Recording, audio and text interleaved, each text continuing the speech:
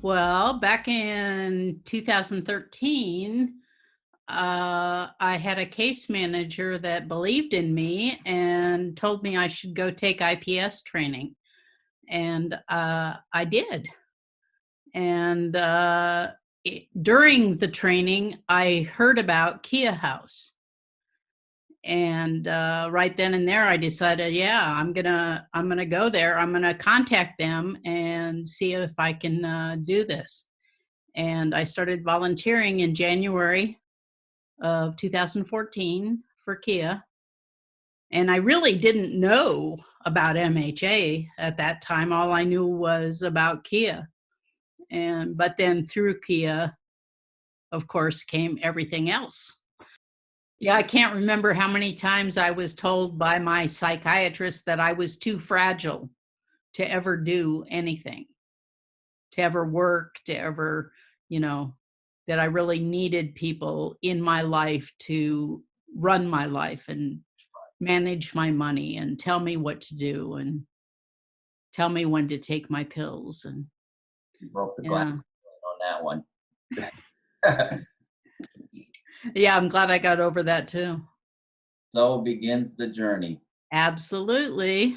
So yeah, so I did that, and then the following October, I got hired on as on-call staff.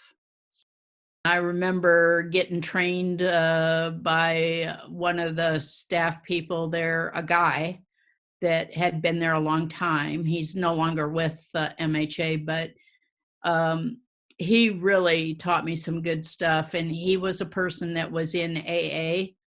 And one of the big things that he taught me, because the shift I started out working was the 7 a.m. to 11 a.m. shift over at Kia on Sundays. And that's pretty early in the morning, even for me. And so we would have some time together, he and I, just sitting on the couch, waiting for guests to wake up or whatever and come down for coffee. We would have some time, just he and I together on the couch. And he would say to me, "You know how I start my days?" He says, I get out of bed and I think about my higher power and I say, hey, how can I be of service today? And that's how I start my day. And I thought, wow, that's really good. I like that. I'm going to start doing that. Because it gets you, for me, it gets me out of myself and says, this is my purpose and how can I best use it and how can I be of service to somebody else today, instead of everything just being about me and all my problems and all my whatevers. And how'd you get into some of their social media website, etc., that pretty much you're the only one that's been doing for a while with people coming in and out? Well, through Voc Rehab, before I had gone back to school to Doane and got a degree in graphic design, and part of that degree involved website and graphics and all that jazz. And I thought, I really tried to get a job full time in graphic design and really struggled with that, and finally just kind of put it on the shelf saying, nobody's hiring me, and I'll probably never use these skills. And so I let go of it. And it's interesting what happens when you let go of something that you think you really want.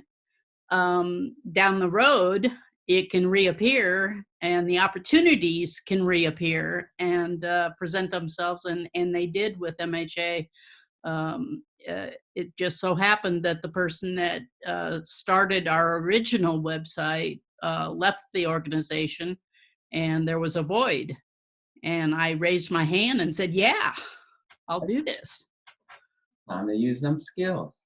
Yeah, and so I've really been able to do that and use the skills that I got the degree for, and it's been awesome. Uh, and it's a lesson that any skill anybody has, there's some other use than what you think. It's just pigeonholed, like you have to be in this field, or you have to only use it for this. If you, like you said, you let go your imagination, opportunities, things kind of create themselves if you look for them after, after you let go to the status quo thing, you think that it has to be like this or like this, and that's not working, so I should give up. Yeah, no skill that's learned is ever wasted. Never wasted. That's a Charlotte quote right there. No skill that's learned is ever wasted. Yeah, I feel really blessed by the leadership that we have in the organization. Okay, and their competence in pursuing the hopes and dreams of the organization. The way I've seen it grow just in the short time that I've been with MHA, since I came on board in 2014, the growth that's happened has been a lot. When we've had conversations, it was never about, oh, it's okay, or just blow it over. Like, I know you are really feeling it right now, and I'm just here to listen. And I do truly appreciate that.